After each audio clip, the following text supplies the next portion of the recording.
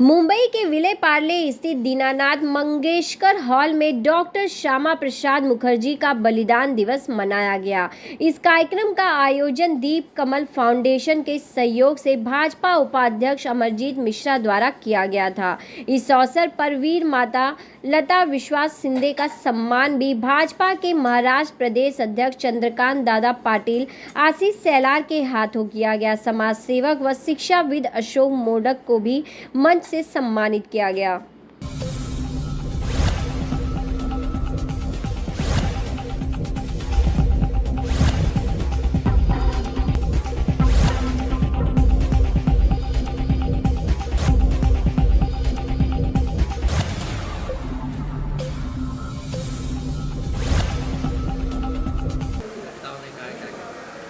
देखिए, स्वतंत्र भारत के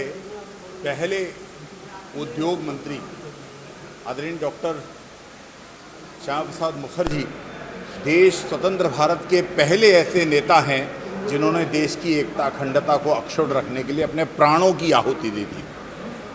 1953 में जम्मू कश्मीर में परमिट प्रथा को समाप्त करने के लिए कि एक ही देश में दो प्रधान, दो विधान, दो निशान नहीं चलेगा, इस बात की के लिए संघर्ष करते हुए उन्होंने बिना परमिट के जम्मू कश्मीर में प्रवेश किया और उन्हें उस समय गिरफ्तार कर दी वहाँ की सरकार ने और वो संदिग्ध अवस्था में उनकी जेल में मौत हो गई।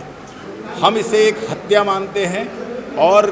इसके बाद देश में क्रांति हुई। उस क्रांति का फायदा ये हुआ कि आने वाले समय में परमिट प्रथा समाप्त हो गई।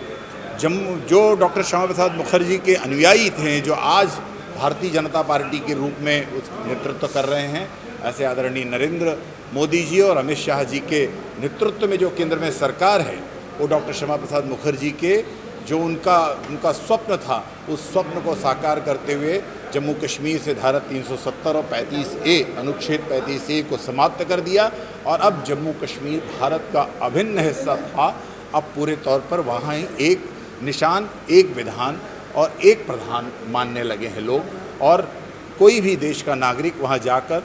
रह सकता है, काम कर सकता है, ज़मीन खरीद सकता है और जम्मू कश्मीर का नागरिक भी देश की मुख्य धारा में आया है। ये संदेश जो सांस्कृतिक राष्ट्रवाद का था, जो हिंदुस्तान में पेड़ पौधे, यहाँ तक कि ज़मीन का जो एक टुकड़ा मात्र नहीं होता बल्कि यहाँ के पहाड़ भी पूजे जाते हैं। यहाँ आप देखेंगे कि लंदन में एक नदी है थेम्स, उसको थेम्स मैया नहीं कहते, लेकिन हमारे देश में गंगा नदी को गंगा मैया कहते हैं। ये जो संस्कृति है, इस संस्कृति को आज भी पुष्पित पल्लवित करने के लिए ये संदेश सांस्कृतिक राष्ट्रवाद का आम नागरिक में, आम लोगों के बीच में जाए, इसके लिए दीप कमल फाउंडेशन, जनसंघ का दीप और भारतीय जनता पार्टी का कमल, इसके बीच जो लंबा संघर्ष काल था, उस संघर्ष काल से नई पीढ़ी को अवगत कराने के लिए दीप कमल फाउंडेशन एक प्रयास कर रहा है। आज उसी प्रयास का एक रूप हमने दीनानाथ मंगेशकर हॉल में डॉक्टर श्यामा प्रसाद मुखर्जी की स्मृति में डॉक्टर अशोक मोडक जी को सम्मान देकर किया और वीर माता लता शिंदे जी का सम्मान देकर किया, उनका आदर करके किया, उनका पूजन करके किया। इस तरह से एक ऐसा संदेश जो देश की एकता अखंडता को अक्षुण्ण रखने का था, जो नई पीढ़ी को मिले, इसके लिए हमने प्रयास किया।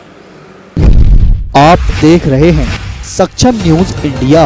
सबसे पहले सबसे तेज।